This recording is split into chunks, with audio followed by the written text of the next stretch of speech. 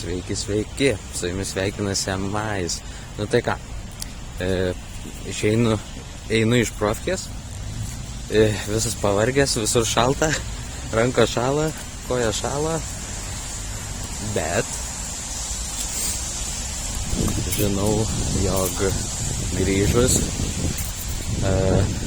dar turėsiu reikalų ir tiesiog tie kiti reikalai bus mano.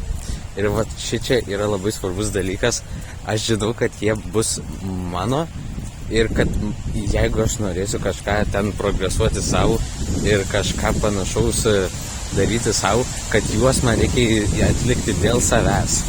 Ir tiesiog, ką žinau, mokymasis irgi kaip ir dėl savęs, bet tie dalykai ir tas tiesiog supratimas, kamera biški frizina.